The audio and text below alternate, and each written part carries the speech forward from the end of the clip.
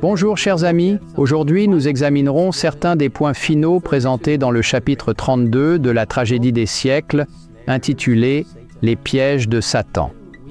Lorsque nous avons commencé ce chapitre, nous avons noté que dans une guerre, les informations secrètes jouent un rôle très important car elles révèlent les plans de l'ennemi.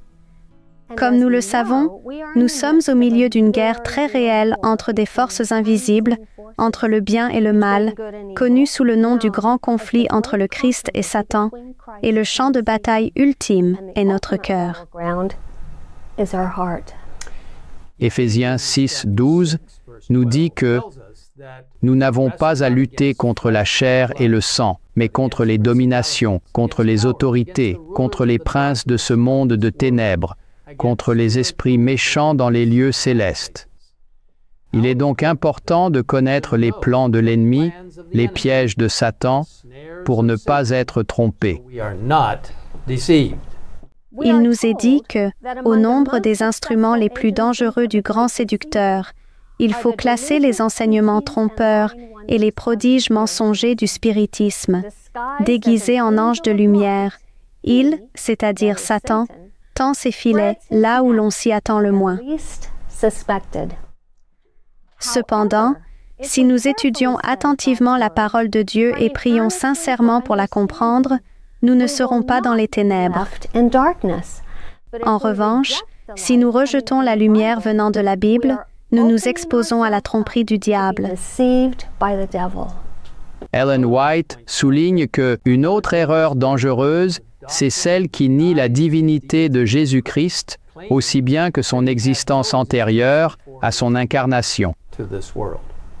Malheureusement, il y a beaucoup de gens aujourd'hui qui disent croire en la Bible, mais enseignent que le Christ n'a pas préexisté avant de venir sur cette terre ou qu'à un moment donné dans le passé, il a été créé. Cette croyance contredit les enseignements les plus positifs du Sauveur, touchant ses relations avec le Père, sa nature divine et sa préexistence. L'autrice inspirée déclare au sujet de cette fausse croyance: « On ne peut la soutenir qu'en tordant les Écritures, de la façon la plus manifeste. » Non seulement cette doctrine ravale la conception que l'on se fait de l'œuvre de la rédemption, mais elle sape par la base la foi en la Bible comme révélation divine. Une autre tromperie subtile et dangereuse du diable est la croyance populaire selon laquelle il n'existe pas du tout. Certains disent que la notion de Satan représente simplement des pensées et des désirs mauvais. D'autres prétendent qu'il s'agit simplement d'un personnage mythique, avec des cornes, une queue et une fourche à la main, imaginé pour faire peur aux gens, ou bien pour le présenter comme une sorte de plaisanterie.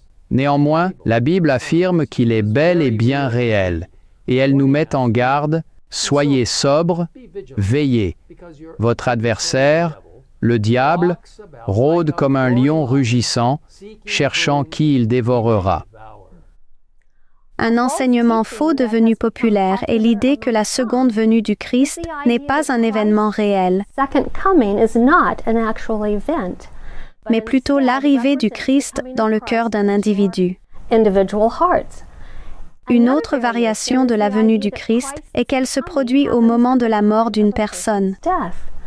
Cela contredit directement l'Écriture, qui déclare clairement: « Voici, il vient avec les nuées, et tout œil le verra. » Satan fait tout ce qu'il peut pour rompre notre relation avec Dieu, et l'un de ses pièges les plus réussis est l'enseignement selon lequel la prière n'est pas essentielle et qu'elle ne fait aucune différence. Dans la tragédie des siècles, nous lisons « La sagesse selon le monde prétend aussi que la prière n'est pas utile. Des hommes de science enseignent qu'il ne saurait y avoir d'exaucement à nos prières, vu que cela serait une violation des lois de la nature, un miracle, et que le miracle n'existe pas. » Ces faux enseignants prétendent que puisque l'univers est régi par des lois immuables, Dieu lui-même ne fera rien contre ces lois.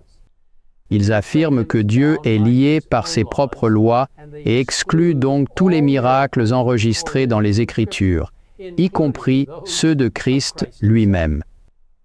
Ce mensonge vicieux de Satan est destiné à nous empêcher de prier notre Dieu omnipotent et omniscient. Dans la tragédie des siècles, nous avons cette assurance irrévocable. Le même Sauveur compatissant n'est-il pas encore vivant aujourd'hui et tout aussi prêt à exaucer les prières de la foi que lorsqu'il marchait sur la terre, visible aux yeux des mortels? Le monde naturel coopère avec le monde surnaturel. Il entre dans le plan de Dieu de nous accorder, en retour de la prière de la foi, ce que nous n'obtiendrions pas si nous ne le demandions pas. Quelle merveilleuse et précieuse promesse! Oui, mes amis, la même autrice inspirée nous met en garde en disant que, sans la prière, nul n'est en sûreté un seul jour, ni une seule heure. Elle continue en disant « Supplions tout spécialement le Seigneur de nous donner l'intelligence de sa parole, où sont dévoilés les pièges de Satan, ainsi que les moyens d'y échapper. »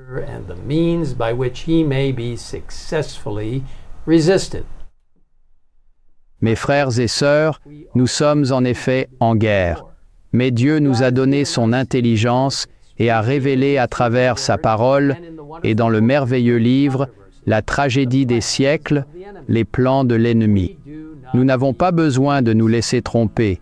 Par la prière et l'étude de ces écrits inspirés et en nous appuyant pleinement sur notre puissant Dieu, nous pouvons obtenir la victoire. Prions ensemble. Père Céleste, merci de procurer à chacun de nous un enseignement incroyable dans la parole de Dieu et dans l'esprit de prophétie, pour nous aider à comprendre pleinement les pièges, les ruses ou les tromperies du diable lui-même. Merci de nous inspirer et de nous guider pour savoir exactement à quoi nous sommes confrontés dans le futur.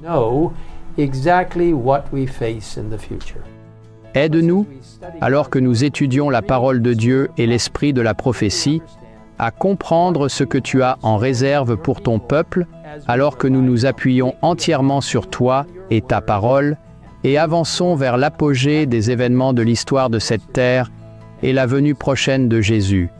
Merci de nous écouter dans cette prière. Au nom de Jésus, Amen. Amen.